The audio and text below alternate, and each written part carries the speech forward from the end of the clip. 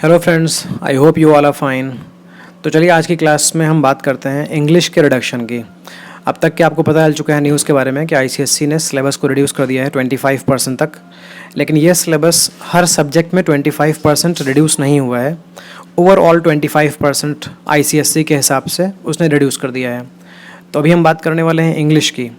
English में 25% syllabus reduce नहीं हुआ है। जब आपको मैं बताऊंगा तो आप देखोगे कि इसमें बहुत ही कम रिडक्शन हुआ है। आप इंग्लिश को क्लास 9th और क्लास 10th में कवर करते थे, मतलब जो आप लैंग्वेज क्लास 9th में पढ़ते थे उसी लैंग्वेज को क्लास 10th में आप पढ़ते थे और उसी का बोर्ड में पेपर पूछा जाता था। क्लास 9th में आप कुछ शॉर्ट स्टोरीज़ पढ़ते थे और कुछ शॉर्ट स्टोरीज़ आप क्लास 10th में पढ़ते थे।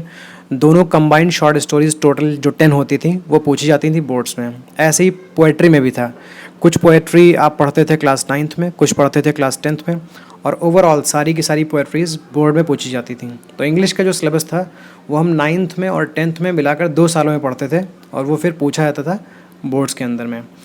अभी आईसीएसई बोर्ड ने क्लास 10th के सिलेबस में से 9th और 10th में बहुत कम चेंजेस किए हैं। तो पहले देख लेते हैं लैंग्वेज का सिलेबस। लैंग्वेज का सिलेबस क्वेश्चन नंबर 1 आपके सामने एक पैसेज आता था कॉम्पोजिशन लिखने के लिए, एसे वगैरह। तो जैसे पहले आता था वैसे ही वो अभी भी है, इसमें कोई चेंज नहीं है।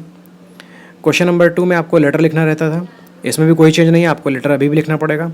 एक फॉर्मल लेटर होता है, एक इनफॉर्मल लेटर होता है। आपको अक्सर एक चॉइस दी जाती है कि आप फॉर्मल इनफॉर्मल में से कोई एक लेटर लिख सकते हैं। तो इट रिमेन सेम।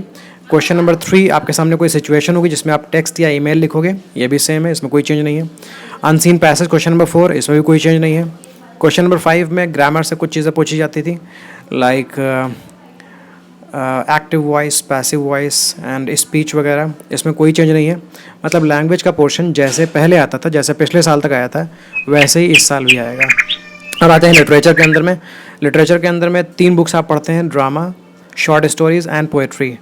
ड्रामा जो आप पढ़ रहे थे मर्चेंट ऑफ वेनिस, ये पूरा ड्रामा वैसे ही आएगा, देयर इज़ नो रिडक्शन।